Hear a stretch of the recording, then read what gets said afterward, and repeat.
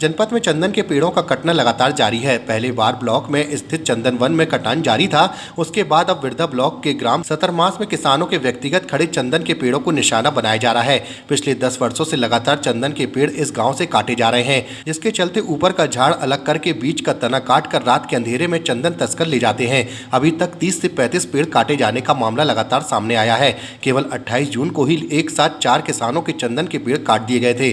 विरधा चौकी में शिकायत की गई, साथ ही वन विभाग को भी शिकायत की गई, लेकिन अभी तक कोई भी कार्रवाई नहीं की गई। ग्रामीणों ने बताया कि गांव का ही एक अशोक पराशर नाम का चंदन तस्कर है जो इस प्रकार का कार्य करता है, लेकिन पुलिस के द्वारा अभी तक उस पर कोई कार्रवाई नहीं की गई है। सवाल उठता है कि यदि वन विभाग निष्क्रिय बना है और पुलिस भी कोई कार्रवाई में दिलचस्पी नहीं लेगी तो बेशकीमती चंदन के पेड़ ऐसे ही कटते रहेंगे और पर्यावरण की सुरक्षा पर खतरा पैदा हो जाएगा। लेकिन जब इस मामले में डीएफओ से बात की गई तो उन्होंने कहा कि यह ग्रामीणों के घर के अंदर खड़े पेड़ों की बात है, इसलिए यह वन क्षेत्र में नहीं आते हैं। वहीं चंदन को उन्होंने छूट प्रजाति का पेड़ भी बताया। इस कारण उन्होंने कहा कि यह पुलिस का मामला है और इस पर चोरी के मामले में पुलिस ही कार्रवाई करेगी।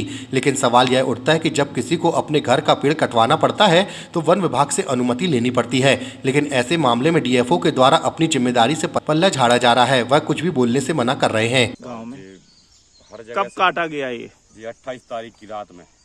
कितने कटे थे उस दिन? उस दिन 6-7 पेड़ कटे थे। क्या लगता है आपको? लगता तो ये है सर के कोई गांव का भेदी होगा, इसलिए जब तो और किसको पता है कि कहाँ पेड़ खड़े, इसमें कोई गांव का है मुख्य आदमी।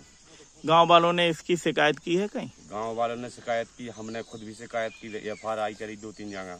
कोई कार्रवाई हुई? कोई कार्रवाई नहीं हुई, कोई सुनाई नहीं। उन्होंने पेड़ लगाया था, अशोक पारासर जो गांव के हैं, उनके पिताजी का नाम मुझे मालूम नहीं। उन्होंने ये पेड़ काटा है रात्रि के 1 बजे के करीब, और कम से कम ये 20 साल और 21 साल से काम कर रहे हैं। इनकी गैंग है और गैंगों के द्वारा ये काम कराते हैं। ये घर पर बैठे रहते हैं, सोते रहते हैं। इसके बाद भी अगर अपन पूछो उनसे तो बोलते हैं कि मेरा कोई मतलब ही नहीं, मैं ये करने को तैयार हूँ, करने को तैयार, लेकिन उनका पूरा हाथ है।